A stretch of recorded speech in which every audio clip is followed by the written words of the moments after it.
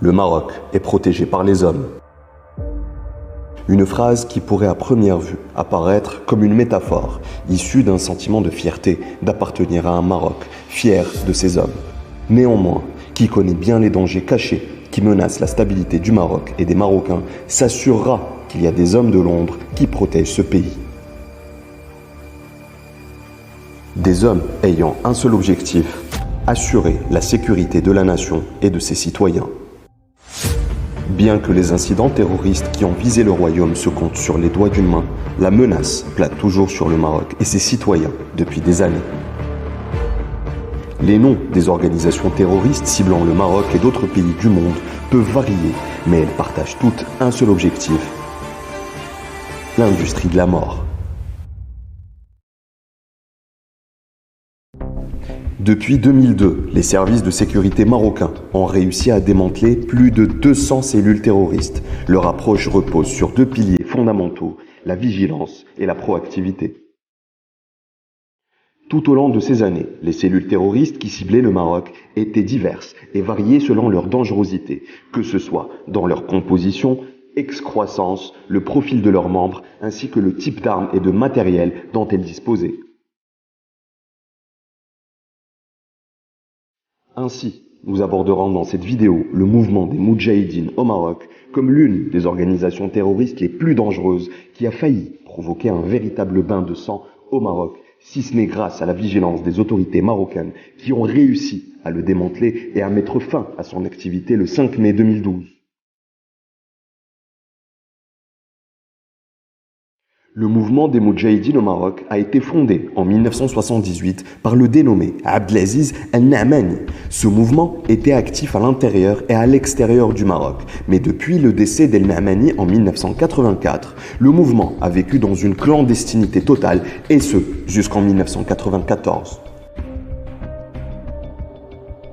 Mais ce mouvement a refait surface et a été évoqué lors de l'arrestation du dénommé Abdelilah Ziyad, l'un des auteurs de l'attentat terroriste de l'hôtel Hasni à Marrakech en 1994. Il s'est avéré ensuite que cette affaire était liée à une autre organisation et non au mouvement des Moudjahidines au Maroc. Cependant, le nom du mouvement reviendra sur le devant de la scène au moment des arrestations qui ont suivi les attentats ayant secoué le Maroc le 16 mai 2003, chose qui a dévoilé que cette organisation était bel et bien active. لقد ضرب الإرهاب الدوري هذا المساء بمدينة الدار البيضاء.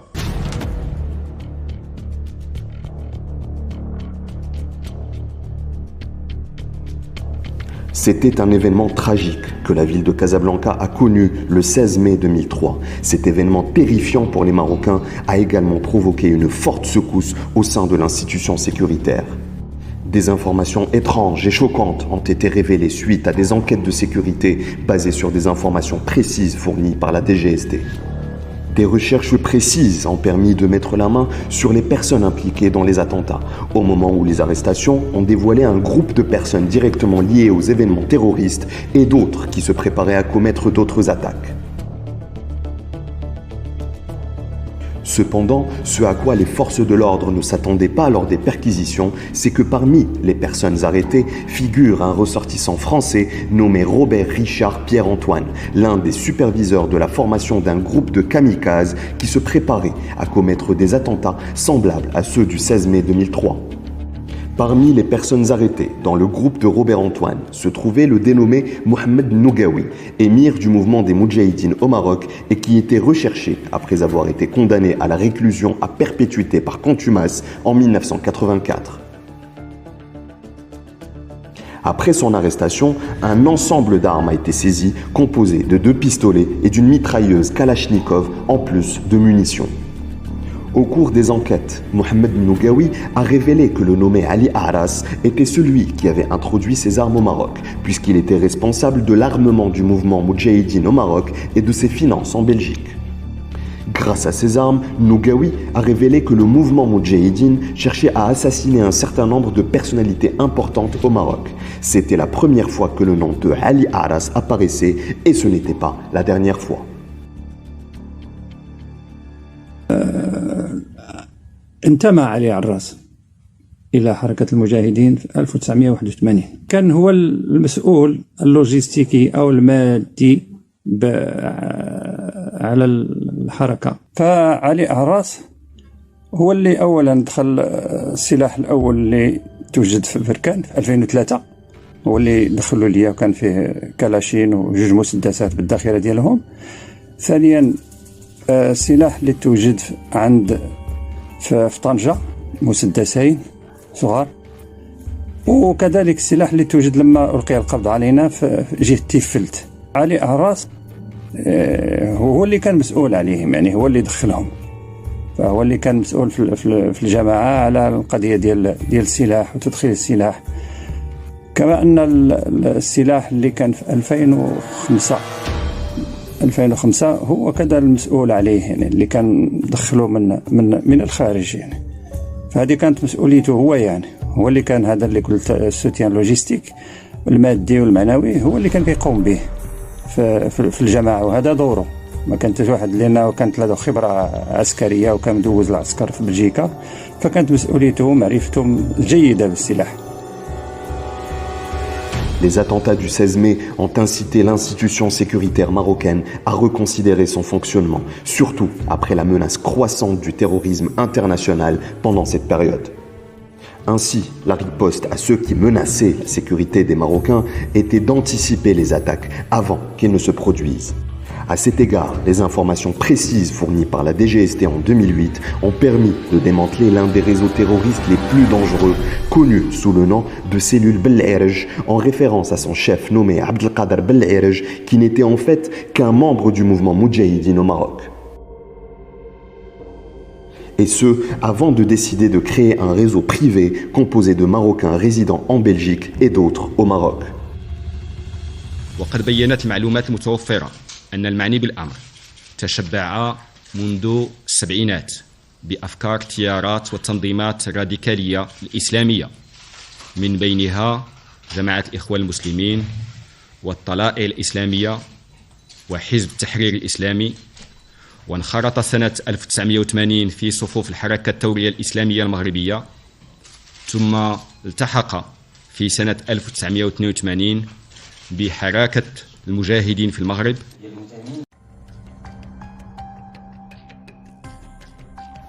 Un réseau terroriste dont le danger se manifestait principalement dans la qualité et la quantité des armes saisies en possession de ses membres et dans la nature des plans qu'il tentait de mettre en œuvre au Maroc. Les recherches menées à cette époque ont permis de saisir un important arsenal d'armes et de munitions.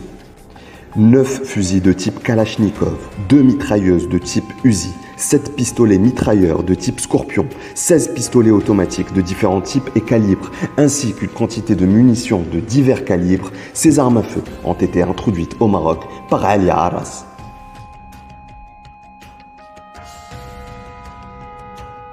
Suite aux données mentionnées précédemment et qui ne laissent aucun doute sur l'implication d'Ali Arras dans l'introduction des armes au Maroc, les autorités marocaines ont émis un mandat d'arrêt international contre lui avant qu'il ne soit arrêté par les autorités espagnoles en 2008 et extradé vers le Maroc en 2010 où il a écopé de 12 ans de prison ferme.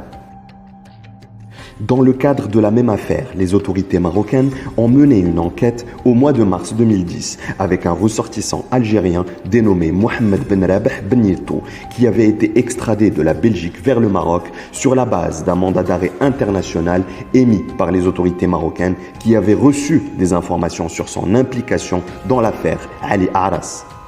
Suite à un accord avec Ali Arras, l'Algérien Benito a confirmé avoir acheté en 2005 un arsenal de guerre d'un trafiquant d'armes croate basé à Bruxelles.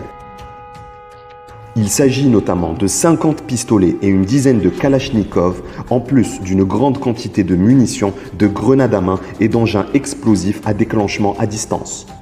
Les enquêtes ont révélé que Abdelkader Bel'Erj jouait le rôle de médiateur entre l'Algérien Benito et le marchand d'armes croate, tandis que Ali Arras finançait la transaction.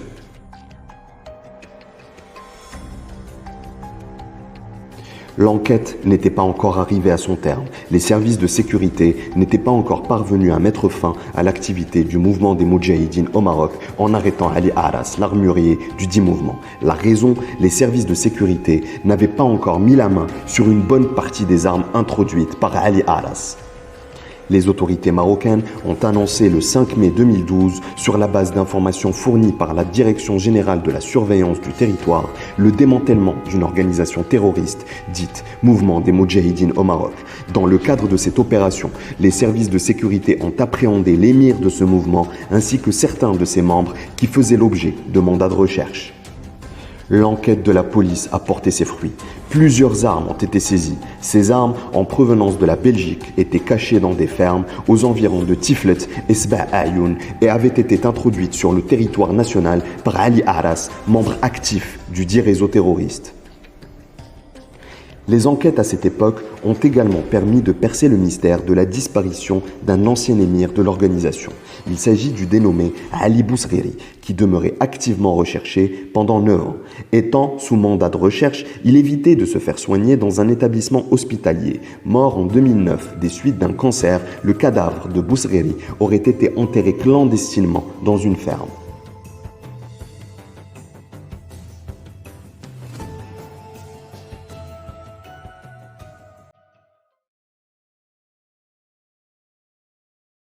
Il est vrai que certaines personnes peuvent réussir à tromper les gens pendant de longues années.